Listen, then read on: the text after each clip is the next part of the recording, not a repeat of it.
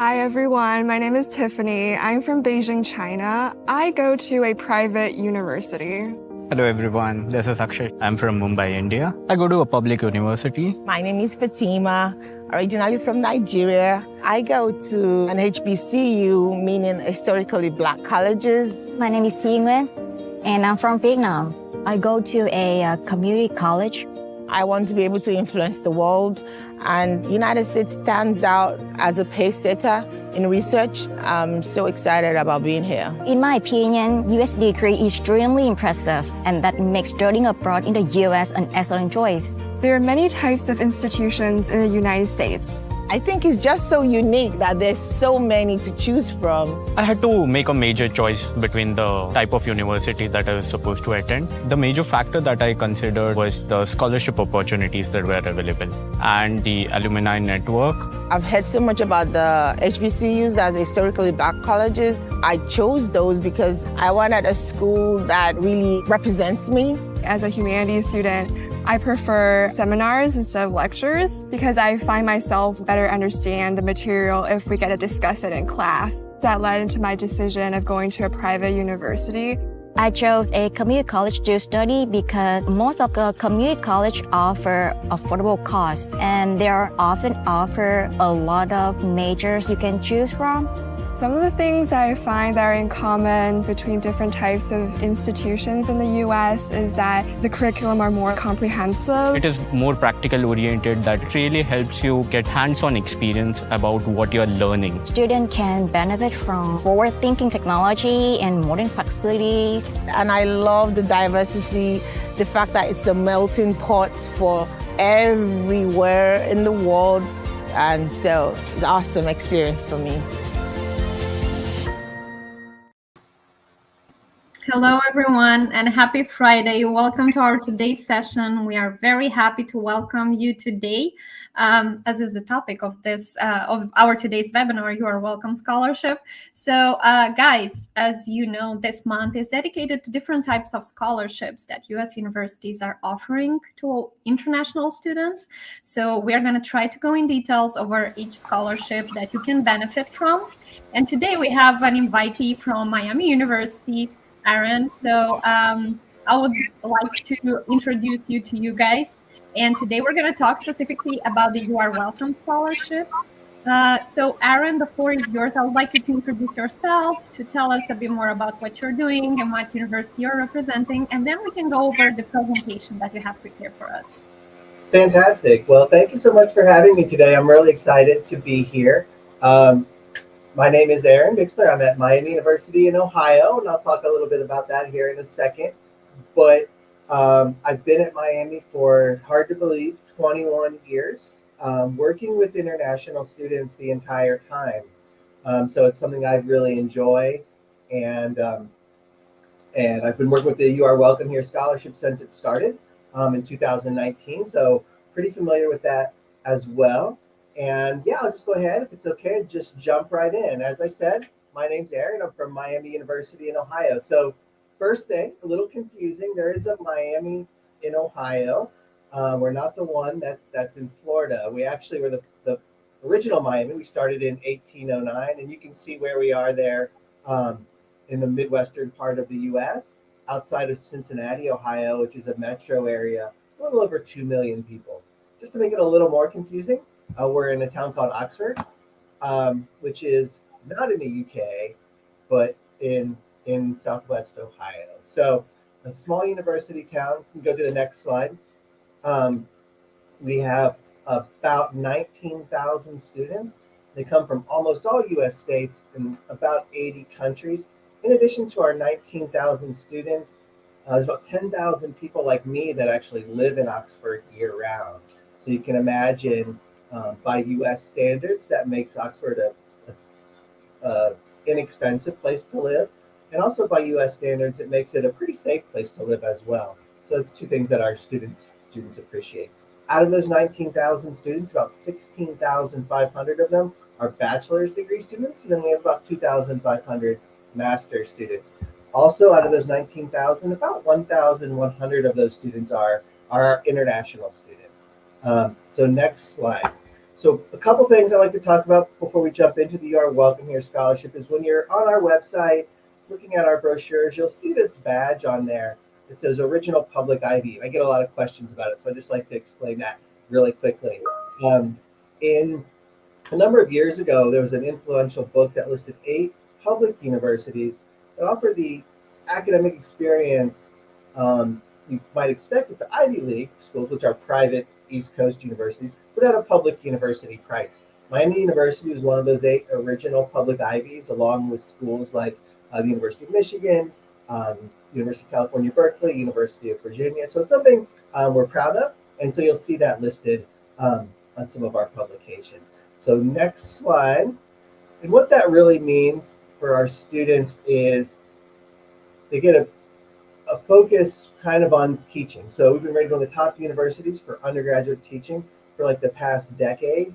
And so our students, when they come to Miami from their first day, from their first semester, they're given access to full university professors, people that are experts in the field. I always say, my colleagues who teach, they love to work at Miami University because they love to teach undergraduate students. So that's really our primary focus here. Next slide. A couple things that I think Miami does well, but I also like to include these slides because I think these are really high points of U.S. higher education in general. Things that happen that you can do in the United States and your university that you may not be able to do at other countries, and things that Miami specifically really promotes. One of those is combining your various interests. So unlike other countries, perhaps, you can combine your interests. If you want to be a psychology major, but your parents want you to be a computer science major, you can do both. You can do a double major. You can do a major in at least one minor. If you really like theater, but you want to be a business person, you can be a finance major and a theater minor. So the options are really limitless. In fact, 60% of our students will do a double major or a major in at least one minor. And like I said, the flexibility that we have here is really, I think, a strong suit of not only our university, but of the United States higher education in general. Looking at the next slide, please. Another thing I think that makes us a little unique is we have 36 different programs where in 5 or less years, you can obtain both your bachelor's and master's degree. So what this does, it's going to save you time and money. Popular fields for doing this would be things like accountancy, data science, political science, computer science. So these areas where you can really combine your studies, kind of condense them, and graduate with 2 degrees, often in the same time it could take to do 1 or maybe just a little bit more. So next slide as well. So honors colleges, I think, are kind of unique to the U.S. as well, and Miami has a really strong one. Basically, it's it's kind of a subset where about 400 students, high ability students a year, are selected to participate in this residential experience where students live in the same residence halls. They take some courses in common, and they get a lot of special experiences. So honors college is another unique aspect, I think, of Miami and of U.S. higher education in general. Go to the next slide, please. And internships too. I think a big part, especially these days when students are asking about, return on investment, why would I come to the U.S. to study? I think the things you do outside of the classroom are important. Those are things you can't replicate online, things you really need to be here to experience. And one of those is internships. And Miami has been rated one of the best schools in the United States for internships. So international students are eligible for those, and they can do those during their usually in the summer of their academic year. So next slide. Along those same lines, out-of-class activities are a big part of what we do here in the United States. And Miami, again, is no exception. We have about 600 different student organizations, anything from social organizations to sports to social justice, environmental organizations, really anything under the sun, 600 different organizations in which you can become involved in. And that's a big part, I think, of the experience that you continue to learn once you're done with class. And that's something you can't get, looking at a computer. It's what you have to really be here to experience. Looking at the next slide, I would say resources that U.S. universities offer to students are unique as well. We're really at Miami invested in student success. So we have our own International Student and Scholar Services Office that provides, support, visa, and otherwise to our international students who are here. Writing Center for help students whose maybe first language isn't English. Our career exploration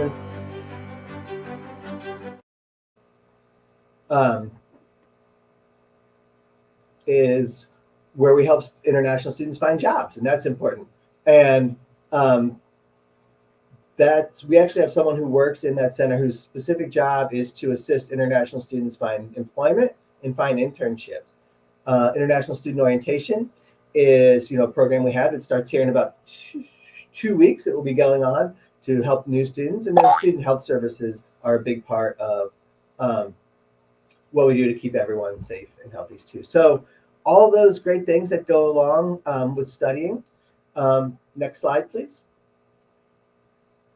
You still have to study and get a major, and at Miami University, our majors, we have about 120 different majors, and those are divided into these 5 academic divisions. So College of Arts and Science is our biggest division, our Education, Health, and Society, our teacher training programs primarily, our business school, it's one of the top 50 public business schools in the US, Creative Arts, and then Engineering and Computing, which is by far the most popular option for our international students. So within these 5 divisions, you'll find 120 different majors, and as I said, about 60% of our students will do a double major in a major and at least one minor. So that's kind of Miami and US higher education in a nutshell. And I'll kind of transition over here in the next slide to talk a little bit about scholarships and You Are Welcome Here scholarship specifically. So we'll start with the bad news, right? So there's no secret that U.S. higher education, especially for undergraduate students, is expensive,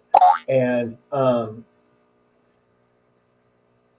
we're a public university, so we have 2 rates of tuition, 2 sets of costs. One for people who are residents of our state, of the state of Ohio, because we are supported by the tax dollars of the state of Ohio, and one for people who are not residents of the state of Ohio. International students are not residents of Ohio, so they will pay these tuitions and fees. So $40,000 in tuition, about $16,000 for housing and food for the year, and then other expenses would be like travel, insurance, books. So that's kind of the bad news. So the good news is, next slide, please. We have a variety of scholarships to help students pay for these costs and to reduce those overall total costs. Primarily, kind of the most common ones for us are our international education scholarships and merit scholarships, and those are just kind of the scholarships we offer here through our financial aid office. Presidential Fellows Program is an honors program scholarship, and then what I'm here to talk about today, the You Are Welcome Here scholarship. It's a little bit unique than the others, so I'm glad we're having a session about that. And it's one of the scholarship options that we can really use to help students reduce their costs. We can go to the next slide. You Are Welcome Here scholarship was started in 2019, so we're in our 5th year with 50 U.S. participating universities. So 50 original participants in the scholarship program. Miami University is one of those. I kind of been in, like I said, been a part of it since the beginning. Only participating universities award this scholarship, so it's not done by a third party. It's done by the universities themselves. And it's part of the wider You Are Welcome Here campaign. So back in 2019, a campaign was started to promote U.S. higher education as a welcoming place, to promote U.S. universities as a welcoming place. And it was a social media campaign primarily, and as part of that was the scholarship.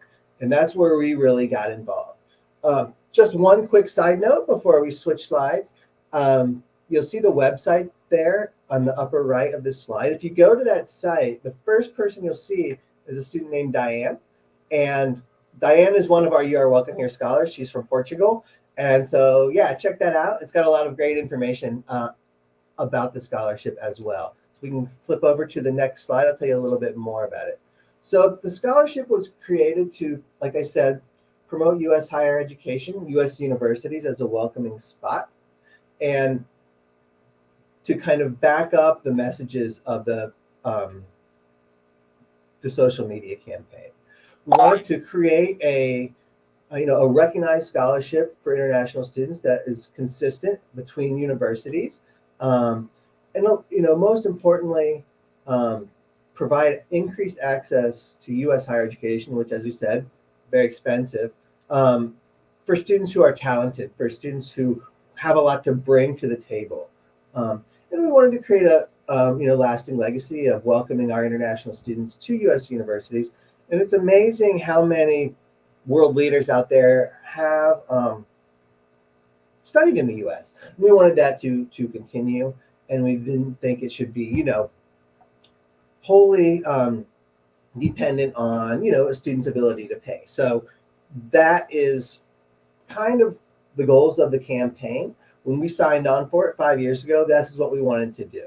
So that leads to the question at the next slide. If I'm one of these students who's interested, as I think you are, how do you apply? How do you get this scholarship? So first things first, and this is, it is a little limited in scope. So you have to be a first-year international student. So you can't be a U.S. citizen. You can't be a permanent resident. That makes sense. But a first-year student, that means you can't have enrolled in another university elsewhere, either in the U.S. or your home country, and still be considered. You would be considered a transfer student. And so those transfer students are not eligible. Similarly, and I know this is a question that we got already, and unfortunately, the way the You Are Welcome Here scholarship was initially established, it's not for master's and PhD students. It's only for undergraduate first-year students. So it does limit who is eligible for it. But I think when you see the limited kind of scope of how many can be offered, it makes a lot of sense. So we want students who are interested in promoting intercultural learning and exchange. So that's kind of, if you're interested in that, and you'll see why that's important here in a minute, and you're going to be a first-year student, the You Are Welcome Here scholarship is something you'd want to look into further. And then, of course, you do have to get admitted to the university. So while it's not necessarily an academic scholarship in the traditional sense, you do have to meet the academic criteria of the university you're interested in applying to. So if we can switch the slide. So you have to apply to the university. How do you meet the academic requirements? Well, you have to apply to the university. In our case, these are the kinds of things you would have to submit to be considered for university admission. An application, of course, you have to meet our English proficiency requirement, which I'll talk about in the next slide. There's some financial forms you have to submit, primarily for visa paperwork, and then probably the most important thing for admissibility, aside from the proof of English proficiency, is the high school transcript, your records, to see what your academic performances have been, what your academic history is. So you submit all that stuff to us. Next slide, please. We'll review it. I was talking about the academic criteria. TOEFL, IELTS, Duolingo are any of those three to meet our English proficiency requirement. You would need a TOEFL score of at least 80, an IELTS of 6.5, or a 110 Duolingo, and those would meet our English proficiency requirement. So we're test optional. So to meet those admission requirements of our university, you would not have to submit the SAT or the ACT. You can. I encourage it, actually. People ask me all the time whether students should, and it depends on how much of a hardship it is for you to take it. If it's not a hardship to take one of those tests, I encourage it. But if it is, you can still be admitted. You can still be considered for scholarships, including the You Are Welcome Here scholarship, without the SAT. And then we look at everything kind of in the context of which you've earned your grades, what kind of courses you are eligible to take, what kind of courses are optional, available options to you. And then divisional consideration just means some programs, arts, business, are a little more competitive than others. So you have to meet maybe some different or higher requirements. For the creative arts, for example, you need to submit a portfolio to be considered for that. So that's all that divisional consideration. And so You Are Welcome Here scholarship, you have to apply for a university admission. First, you have to meet the admission requirements. And then, next slide, you have to do the You Are Welcome Here application. The requirements for us to participate in the You Are Welcome Here scholarship program is we have to require a separate application for that. For our other scholarships, you're automatically considered. The You Are Welcome Here scholarship is an exception to that in that you do have to submit a separate application. If you go on the You Are Welcome Here scholarship website, you'll find a PDF of the application, and you can print that, fill it out, and email it to us. But the way we prefer to do it, and I think most schools do it this way, is once you apply for admission, on your application status page, you'll have like your own admission portal. There'll be a link to the application, and it's an online form. So on that online form, or the PDF, they ask the same information. It's just a matter of how you want to do it. We ask, for basic information. Our online form will actually pre-populate that for you in terms of, what's your name, what do you want to study, where are you from? And then the most important thing is the essay. So it does require a separate essay, a 500 to 1,000 word essay, or a 2 to 5 minute video. I've seen both. The overwhelming majority of our students submit essays. I wish more did videos because they're really fun to watch, but most people do the essays, and I get it. And then it has to answer, whichever one you do, you have to answer the following prompt. Excuse me. Tell us about your leadership skills in your school or community and how you plan to continue applying your leadership skills at the school you are applying to. So it's all about leadership. It's about intercultural understanding. It's about, not only what you've done, but what you hope to accomplish. So it's a little bit different. Most of your scholarships you're going to find are going to be, what are your grades? What are your test scores? You qualify for X amount of this scholarship. The You Are Welcome Here scholarship is not like that. It is really looking for people who are going to be future leaders. But sometimes those are maybe not the students who have the best grades. Sometimes they often do have good grades. But, it's students who have big ideas. It's students who have things they want to accomplish. Students who really are looking at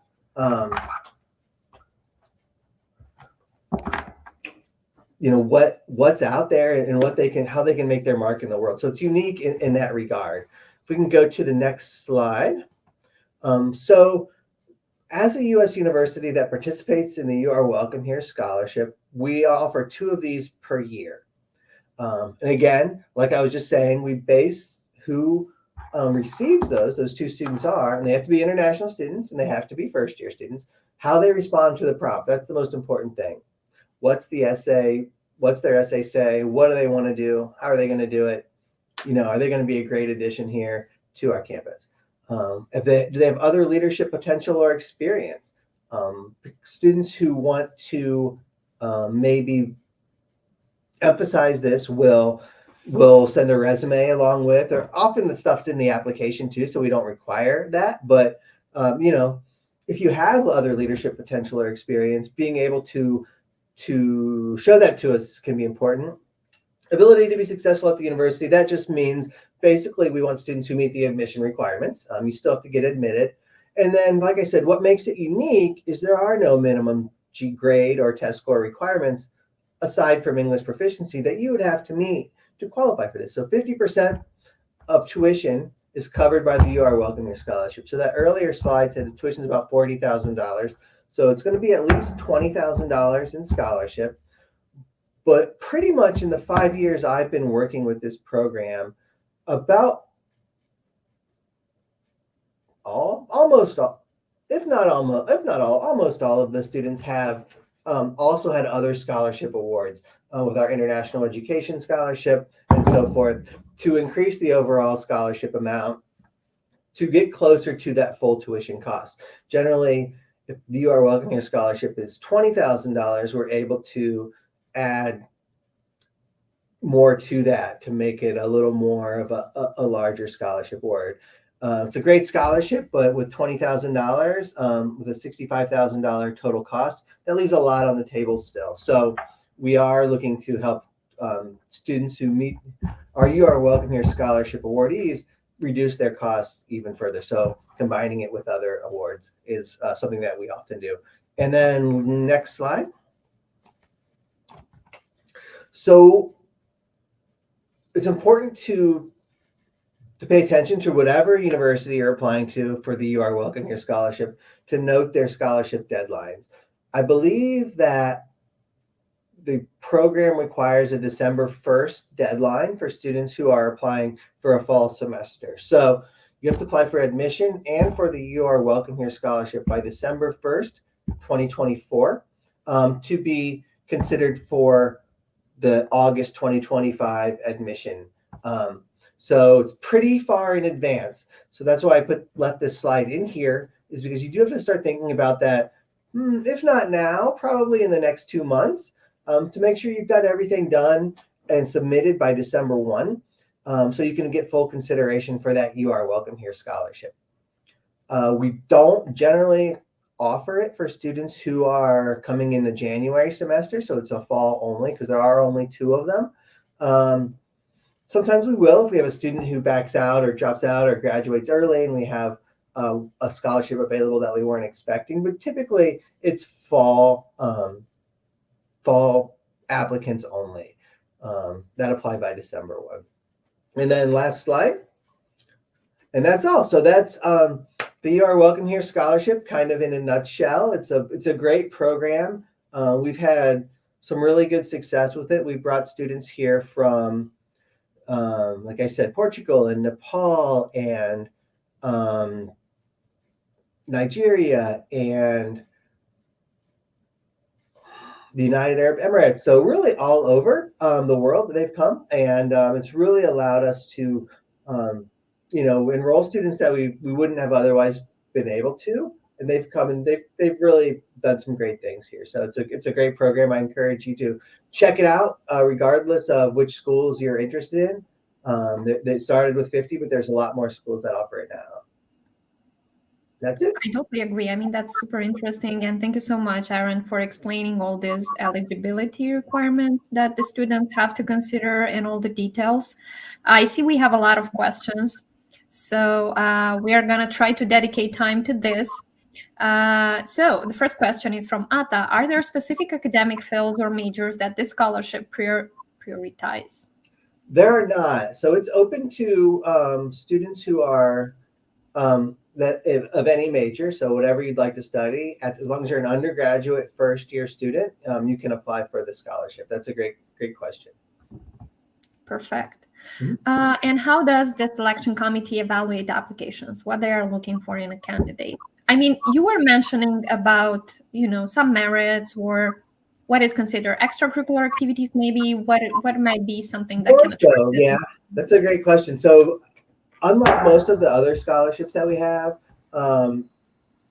that are really focused on academics, on grades and test scores, this one's a little bit different. So we evaluate candidates based on, leadership experience, interest in intercultural understanding, interested in international education, other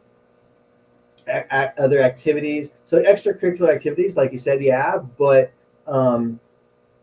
maybe even more specifically focused on maybe leadership opportunities and things like that. So yeah, it's a little bit different than the other ones, which makes it interesting. That's nice. Okay, next question. What happens if my grades drop during the scholarship period? Could I lose the funding? So for every scholarship that we have here at Miami, so there's a minimum grade point average you're expected to maintain. It's nothing outrageous, but it's there is a kind of a B minus, C plus average at minimum that we expect students to have. And so if a student drops below that, they are given some time to increase their GPA before any kind of action is taken. But yeah, there are minimum requirements for GPA to keep your scholarship. As long as you do that, you can have the scholarship for all 4 years. It'll renew. And so, yeah, we're not going to remove it or decrease it otherwise. But if you have poor academic performance, it may be removed. That's true. That's a good question. Okay. Next one. If I don't win the You Are Welcome scholarship, are there other similar scholarships you would recommend applying for? I think you've mentioned some of them, but maybe yes, if you want. Yeah. So there's The other ones that we have are a little different in that they don't require a separate application. So our other scholarships that we have are based on, like I said, based on academic merit. And so you'd automatically be considered for those. They would be things like our university merit scholarships, our international education scholarships. Those are going to be a little more GPA based, or English proficiency, or other kind of academic measures. So you would automatically be considered for those if you don't win the You Are Welcome Here scholarship. And yeah. And I suppose for the other ones, they would also have, it's well recommended to have the SAT, right? It's not required, again, but it is recommended. Okay. I encourage it, especially.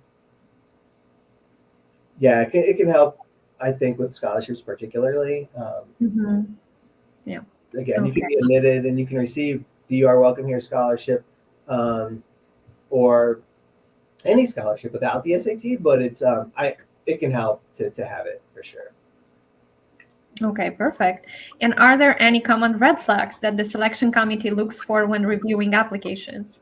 I think they come by themselves when they are reviewing the application, is it? Isn't it? Yeah, things we look for. Yeah, I mean, we're starting to see, and we're getting better at it. You know, AI or ChatGPT are becoming really popular. Obviously, really commonly used. So we try to. It's easier than you think to see, like, especially for like the You Are Welcome Here that requires an essay, to see work that maybe wasn't created by the student. So that's something that we kind of are looking for with this one particularly. It's kind of a red flag there. We'd be like, no, that's, we're looking for something a little more genuine. Not saying you can't use those tools to get yourself started and to help, but kind of printing, having those do all the work for you. We can. There's some weird things that you can kind of tell with those, and that would be a red flag to not award the scholarship to that person if they couldn't. I think that's a great topic to discuss about. I mean, the AI thing right now. I was also wondering, you were saying that you can't really define that. Does that mean that the essay that the person is doing for the You Are Welcome scholarship differs from all the other personal statements and all the application in general? That's how you define it? Or by the language? Or how you do that? It's hard. That's a great question, and that's probably a whole nother webinar. But the AI, the ones that we can tell that the students really didn't touch, that they just asked for an essay and the ChatGPT spit it out. It comes in a very standard kind of formula, and it's always very vague. Like, it doesn't have specifics about a student, like, right? Like, a good way to show that it's not an AI written essay is to have very kind of specific anecdotes or things that tie it back to your specific experience. Right.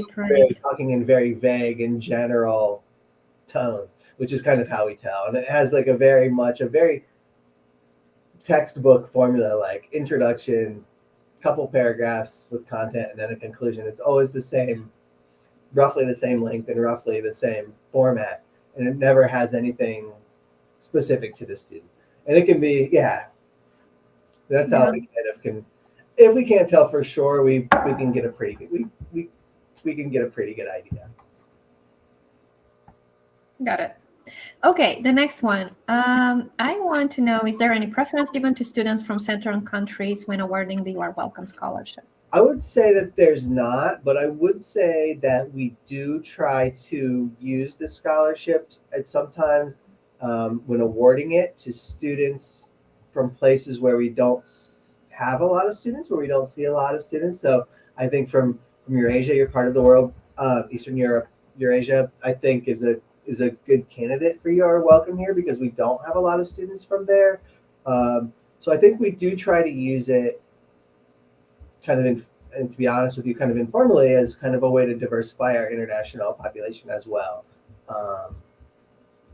For for sure. That makes sense. That totally makes sense. And I think it's very frequently used technique for almost all universities. So Yeah, I think so. yeah. It's a great way. We only have a couple of these, and there's a student from someplace where it's our largest sender of students to Miami, and someplace from where we rarely see interest.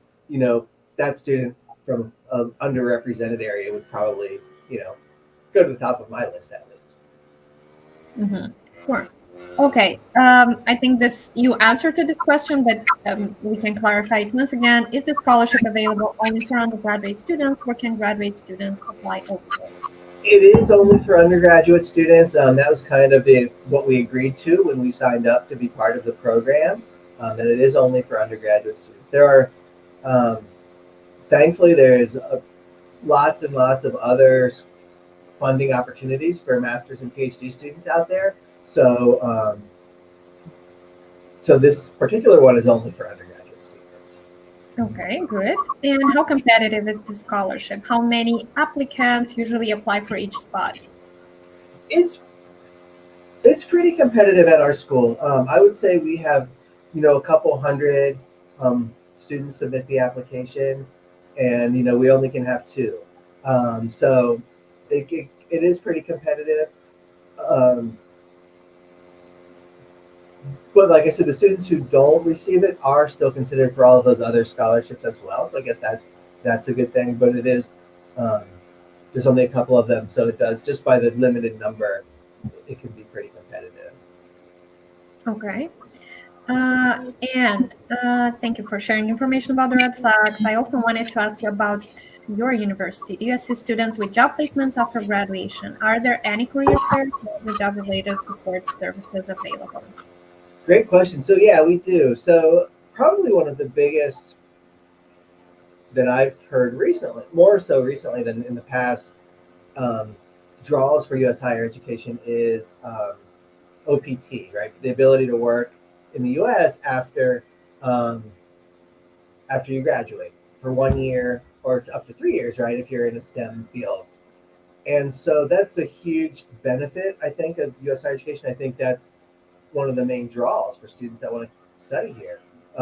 Again, it's one of those things that you can't get if you're just doing something online through a screen.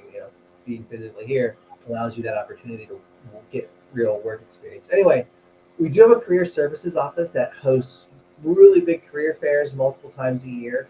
I mentioned really briefly about a year and a half ago or so, we hired someone whose specific job in career services is to assist international students with job placements, either here in the U.S. or in their home country or in the third country, right? Because there's lots of options. We've had, international students who, they've done their OPT and then they're having a hard time getting a company to sponsor them to stay in the U.S. permanently. So they were able to do so in Canada. So there's, you don't always have to stay here or go home. There's other options as well. But she's well versed in all of those, and so we do have her specifically as kind of the point person and expert on international student job placement, which is a great resource to have. That, like I said, I've been here 21 years and we've only had it for a year and a half. I wish we had it those other 20 years I was here. It's a real help. That's great. Thank you so much, Aaron. I really appreciate it. I think that was our last question. Thank you so much, Guy, for all the questions. We really appreciate that. And thank you very much for joining us today. Thank you, Aaron, for the presentation. I think it was very useful. And for all those students who connected a bit later, you can definitely rewatch it from the beginning because Aaron specified some nice things. And you can also contact him because in the presentation we had his contact information. So thank you once again, Aaron. I wish you guys a great weekend. Happy Friday. And thank you very much for joining us today. Our next webinar, you can stay tuned for our next webinar. We have all the posts on our YouTube page and on our website. Thank you once again for viewing us today and for joining us today. And have a great day and a great weekend. Yeah, thank you so much. I really enjoyed it.